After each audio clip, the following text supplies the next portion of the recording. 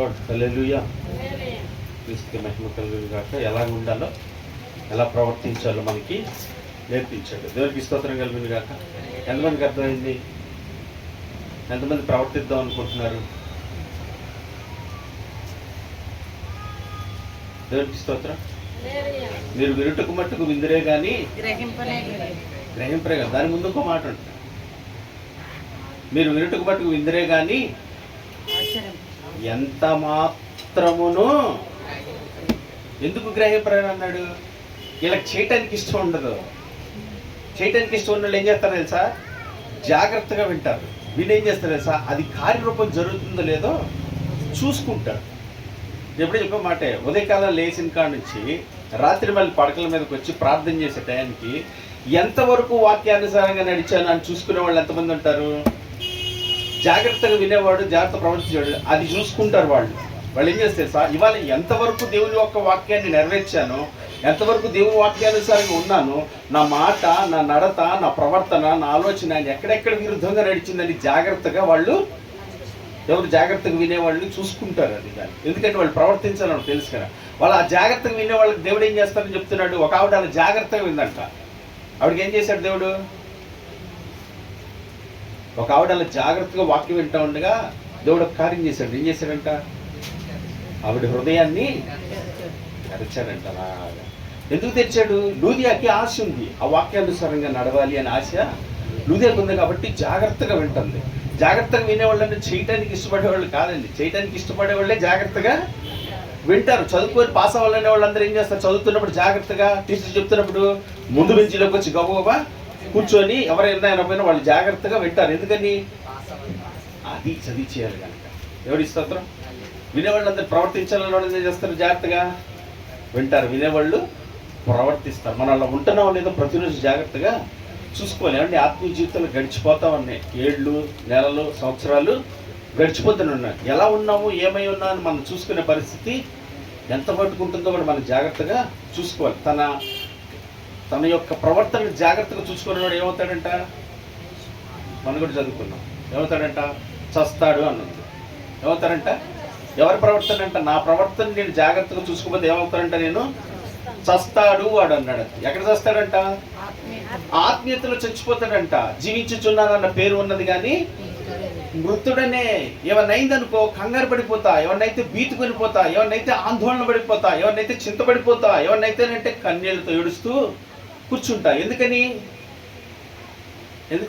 దేవుని వాక్యాన్ని విని నా ప్రవర్తన నేను సరి చేసుకున్నాడు అయితే ఏమవుతాను? నాకు ఏదున్నా లేకపోయినా, ఏం జరిగినా జరగకపోయినా నాకు నువ్వు ఖచ్చితంగా ఉంటావు దేవా. నువ్వు నన్ను విడిచిపెట్టావని ఆయన బట్టి ధైర్యము పెంచుకుంటాం. జాగ్రత్త చేయాలి. ఎన్నో మాటలు జాగ్రత్త హృదయంలో చేర్చుకుందాం.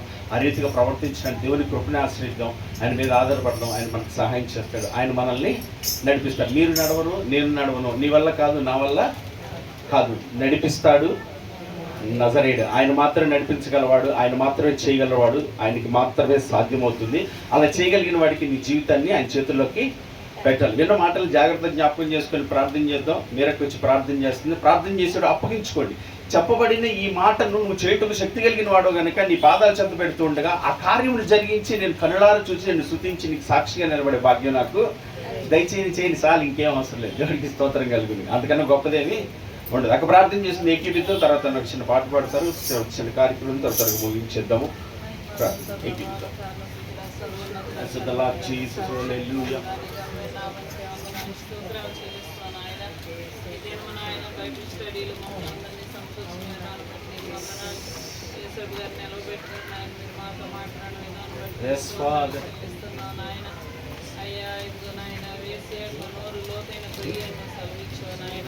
అయ్యా నీ వాక్యం నాయన మాలో లేకపోతే బూతులో పడిపోతామని నా ప్రభు.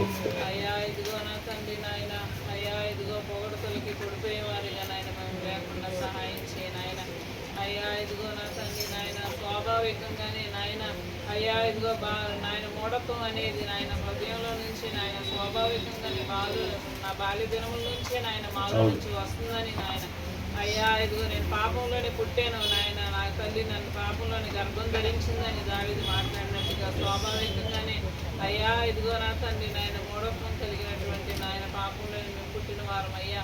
అయ్యా ఇదిగో నా తండ్రి నా ప్రభువా నాయన అయితే ఈ వాక్యం చేత నాయన ప్రతిదీ కూడా నా తండ్రి నాయన మరి ఇరుకైనటువంటి మార్గాల్లో నుంచి నీవు నడిపించినప్పుడు నాయన అయ్యా ఇదిగో నా తండ్రి వాటికి లోబడి నాయన అయ్యా మమ్మల్ని సరిచేయాలని నువ్వు నాయన నా ప్రభువా ఒక శిల్పకారుడు ఏ రీతిగా అయితే చెక్కుతాడో ఆ రీతిగా నీవు మమ్మల్ని ఆత్మీయ జీవితంలో నాయన ఇరుకుల్లో ఇబ్బందుల్లో నుంచి నడిపించినప్పుడు నీవు మాకు మంచి ఆకారాన్ని అయ్యా ఆత్మలో నాయన మేము నాయన నాయన నాయన మరి ఎదగటానికి మంచి నాయన నాయన ఎన్నో శ్రమలు వచ్చినప్పుడు వాటికి మేము నాయన లోబడే వారంగా నా తండ్రి అనేకమైనటువంటి నాయన పాఠాలు నేర్చుకునేవారుగా మీకు సమీపంగా అయ్యా మేము నాయన దగ్గర అవటానికి నాయన మేము లోబడేవారుగా మమ్మల్ని సిద్ధపరచుకోమని వేడుకొంచున్నాం నాయన అయ్యా ఇదిగో నా తండ్రి నాయన మాకంటే అయ్యా ఇదిగో మాతో సమానంగా ఉన్న వారికి మేము ఆహారం పెట్టడం కాదు అయ్యా అయ్యా అని నీ వాక్యం ద్వారా మాట్లాడే మేము పెట్టేవారికి పెడితే అయ్యా ఇదిగో నా తండ్రి నాయన నాయన నాయన మాకు వచ్చే ప్రతిఫలం ఏమి ఉండదు మేము పెట్టలేని వారికి మేము పెట్టాలని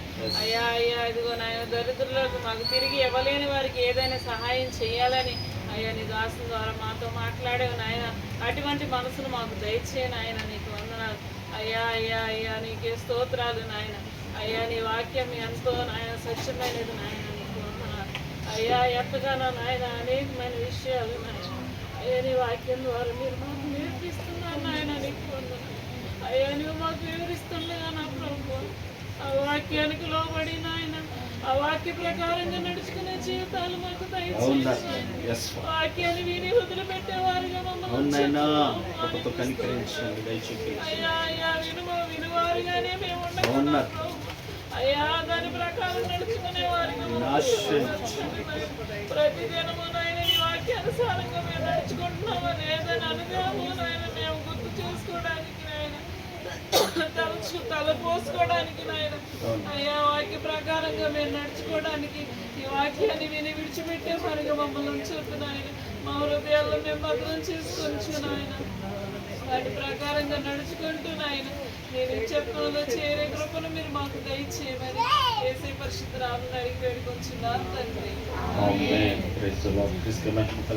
జ్ఞాపకం చేసుకోండి కొన్ని ప్రకటనలు చేసి మీకు ప్రార్థన చేస్తాను తర్వాత మనకి స్నాక్స్ ఏర్పాటు చేయలేదు కనుక రేపు యథావిధిగా బుధవారం స్త్రీలు కొడుకుంటుంది స్త్రీలైన అందరినీ ప్రేమపూర్వకంగా ఆహ్వానిస్తున్నాను ప్రతి వారు సమయాన్ని కుదుర్చుకొని ఖచ్చితంగా వచ్చి దేవుడి సన్నిధిలో ప్రార్థన చెయ్యాలి ఖచ్చితంగా వచ్చి రండి ప్రార్థన నేర్చుకోండి ప్రార్థన చేయండి మీరు చేస్తూ ఉంటే మీకు అలవాటైంది నాకు రాదండి నాకు తెలియదండి అని సాకులు మాత్రం దయచేసి చెప్పొద్దు మీకు ప్రేమతో వందనాలు చెప్పి పిలుస్తున్నాను వచ్చి కూర్చుంటే వాళ్ళతో పాటు నేర్పిస్తారు చక్కగా చేయండి దేవుడి కృప దేవుని ఆత్మ మనల్ని నడిపించింది కనుక మీరు వచ్చి కుటుంబాల కొరకు ఏ అంశాలు అయితే మీకు ఇస్తారో అంశాలతో ప్రార్థన చేయండి జాగ్రత్త జ్ఞాపకం చేసుకోండి ఇక్కడే ప్రార్థన చేయడం కాదు మీ ఇళ్ళ దగ్గర మీకు ఏ అంశాలు ఇస్తారో ఆ విషయాలు కూడా ప్రార్థన చేయండి దేవునికి స్తోత్రం కలుగును కాక ఈరోజు మరి మా సుపుత్రుడు యొక్క పుట్టినరోజు వల్ల దేవునికి స్తోత్రం దానికి సంబంధంగా మీకు కొన్ని స్నాక్స్ ఏర్పాటు చేశారు ఆ స్నాక్స్ ఇస్తూ ఉండగా అన్నయ్య ఒక పాట పాడతారు ముగ్గురు పాడతారు నేను లాస్ట్ చేస్తాను ఏదైనా మిమ్మల్ని వచ్చి పాట పాడతాను